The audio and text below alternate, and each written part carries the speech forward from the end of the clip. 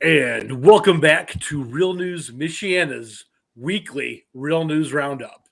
I'm your host, Ben. This other guy is with me right now, right below me.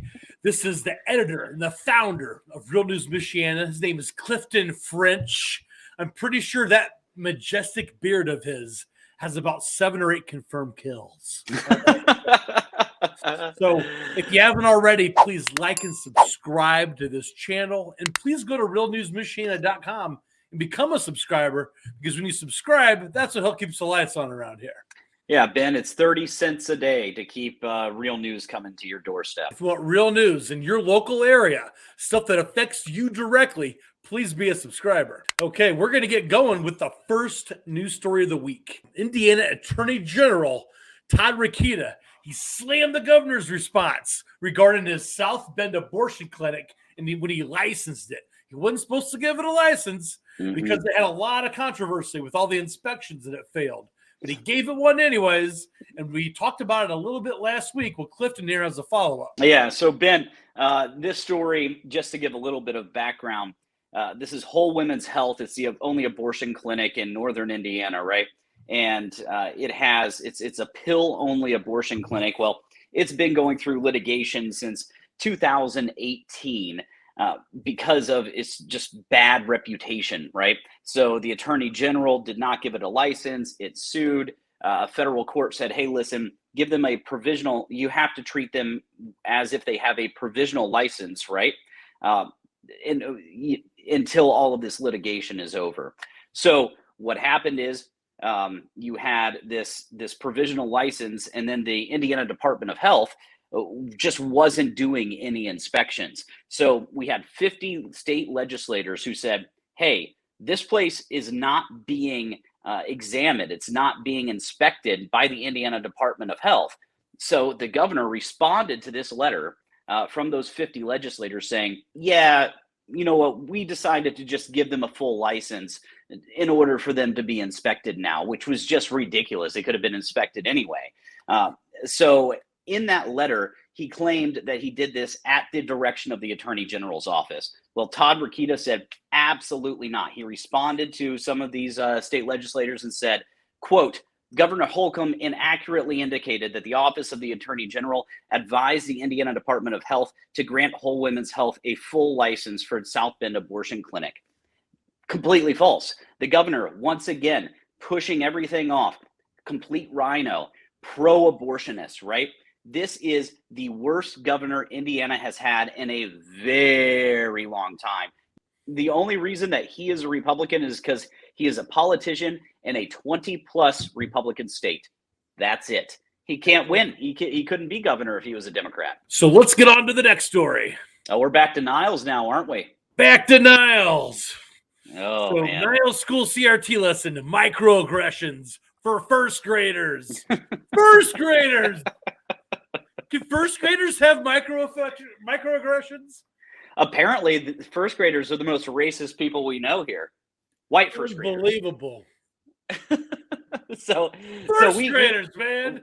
So we touched on this a little bit last week, Ben, and about how I put together this article, and then I sent in a Freedom of Information Act request for the actual curriculum, right?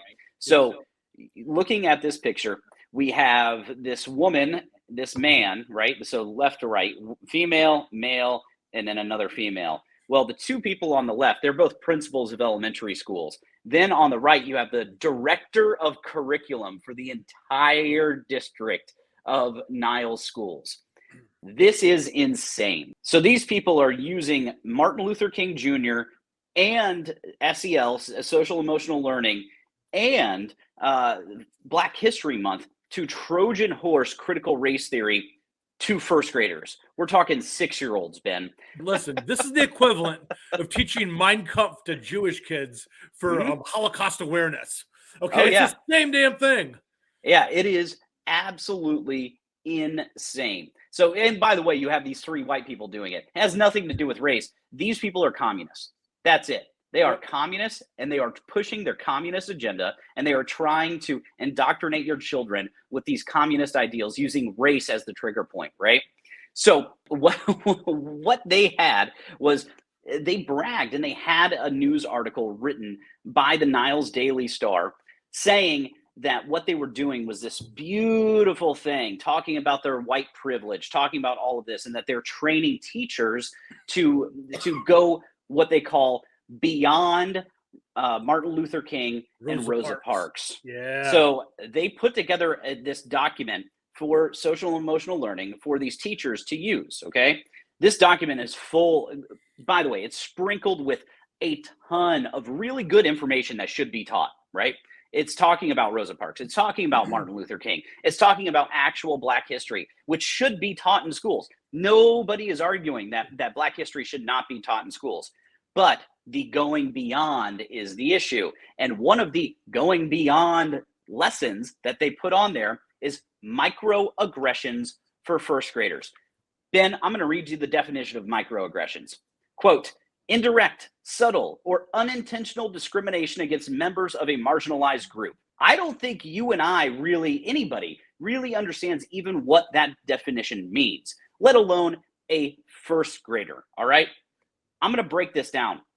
This essentially means that if you are white and straight, or a straight white male, the worst of the worst, you are offensive to people of color, the LGBT community, and women, okay? Specifically women of color. Now, white women can also be exhibiting these microaggressions, right? If they're exhibiting that to, say, a group that is lower on the victim level or higher on the victim level, however you want to look at that, right? The hierarchy of victimhood. Once again, they sprinkle in a bunch of stuff that is actually racist when they give out these examples, right? I'm just going to read you quotes from the link of this lesson. Before talking with students about microaggressions, it's essential to establish an identity-safe classroom. Students need to feel safe and supported. In my class, when we do discuss microaggressions, I remind students of conversations we've already had about representation. I remind them that when we're reading together, we always ask, whose story is being told here? I also reference the discussions we had around more overt racism, how being called a racist may hurt, but it doesn't compare to someone actually experiencing racism. Honestly, I think racism exists where it's always existed, mostly, and that's the Democrat side. I think when you call someone an oppressor, when you call someone a racist solely by the color of their skin, that makes you the racist. I will tell you, being called a racist is the absolute worst thing you can be called in America in 2022. Period. And then here's another thing that they're pushing for this. So another part of this lesson is bringing in children's books, right, to help teach them about microaggressions. One of them is called Don't Touch My Hair. This essentially just admonishes kids for being naturally curious about the differences in people, right? This is about a little Black girl and her beautiful hair, and people talking about her hair or touching her hair, and admonishing kids for being curious about it. It was just insane. Ben, my child has Down syndrome. Little kids ask about the differences in him all the time. They're extremely curious. Guess what?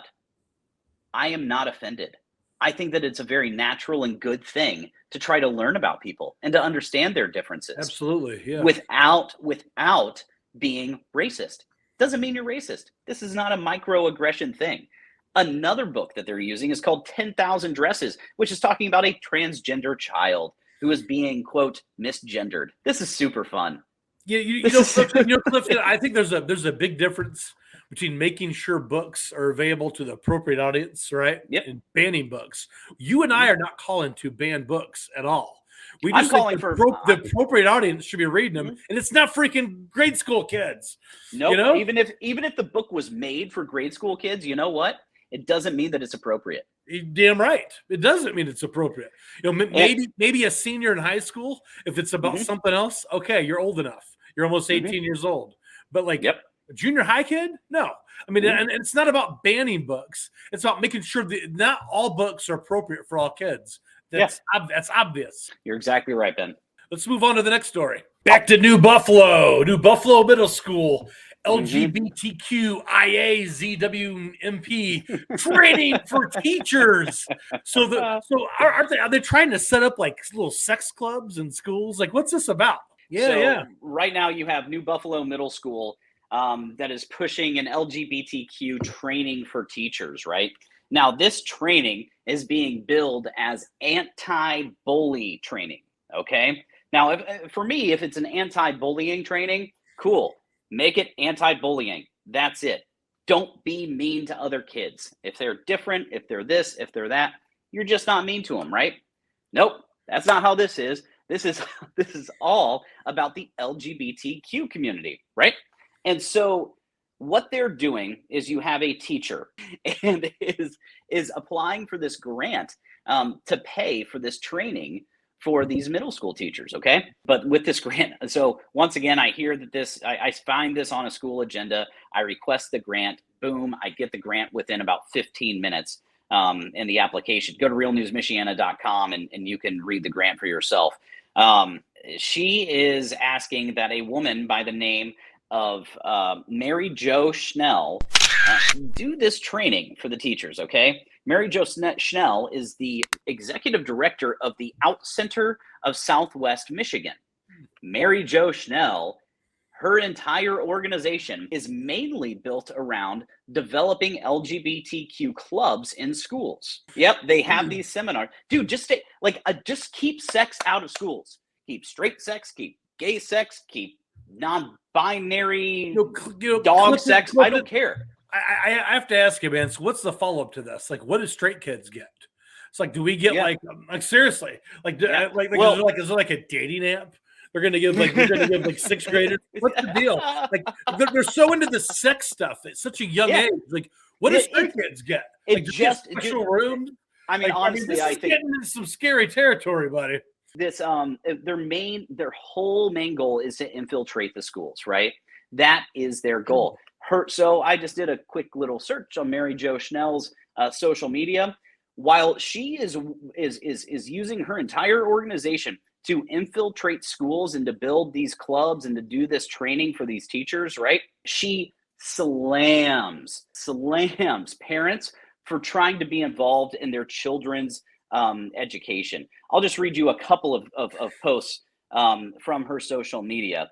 One of them is, "We blew off Meet the Teacher. You skipped parent-teacher conference. You said no to the PTO. You've never even seen your child's classroom, but you want, quote, parental control. You might want to try parental involvement first."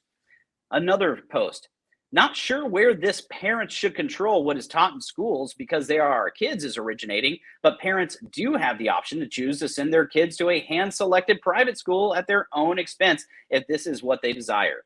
The purpose of a public education," this is key, in a public school is not to teach kids only what parents want them to be taught. It's to teach them what society needs them to know. Who is deciding what society needs them to know? Apparently, Democrats want you to know. Apparently it's this woman. So that is her. She hates parents. Another thing, she posted school protest by conservatives is nothing new. And then she posts this news article titled "The Increasingly Wild World of School Board Meetings," because parents are getting involved in school board meetings. This woman is an absolute radical. She is trying to take over your kids. She is trying to influence your children. She is trying to build a communist. I mean, it's all Marxist theory. This woman needs to be stopped. There's no reason that she needs to be in front of our children and influencing them. She does not need to be influencing our teachers. So here's one thing I want to say about this, folks. LGBT people are, and people of color, absolutely. LGBT people are at risk of so much depends on this vote. It's healthcare, it's a lot of different things. But just so you know, there's been a record number of lifetime appointments to federal seats and districts of judges that are anti-LGBT, and this is proven in their record. And Ben, I have no problem with an LGBTQ support club or community or whatever outside of schools. Neither do I. I have no problem with that. Do not drag this crap, this garbage into the schools, period. How young are the kids that are being affected by this. I mean, these are 11 and 12-year-olds, man. Oh my God! See, 11 and 12-year-olds. Mhm. That's the problem. It's not that we don't support them. We do. It's the fact that you're trying to influence 11 and 12-year-olds. And moving on, Tucker Carlson just gave Real News Michiana a shout out the other night on their show. So that was pretty awesome for Tucker Carlson to mention Real News Michiana once again. It's not the first time he's done it. He had Casey Hendrickson on, and they talked about a story you did about Pete Buttigieg. But we did want to know what his record on infrastructure was while mayor of South Bend, Indiana. Well, there's a website called Real News Michiana, and it turns out, according to their reporting, Buttigieg does not have a very good track record when it comes to fixing roads. His so-called Keystone Traffic Initiative that he put into place as mayor of South Bend reportedly led to the death of an 11-year-old boy. That initiative deactivated a non-essential traffic light, and the boy was struck by a truck. You want to go into that a little bit? Yeah. So Ben, like you said, national media is taking notice of South Bend because of Casey and because of myself, right? These are investigations that I'm doing, and they're paying attention. So this is in 3 months. This is the second story in 3 months that Tucker has picked up from me. The last time he talked about the story, he did all of this. He did not mention Real News Michiana by name. In this story, it was Real News Michiana put together this report. Fantastic thing. It's obvious that the national media, the national conservative media, is taking notice and knows what we're doing right here in South Bend, Indiana. So this story about Pete Buttigieg, Pete claims to have the answer for what he calls racist roads, racist roads and bridges and all of that in America. He blames the roads. He calls the roads racist. His only achievement with infrastructure in South Bend was a massive failure, and actually resulted in the death of a little black 11-year-old boy.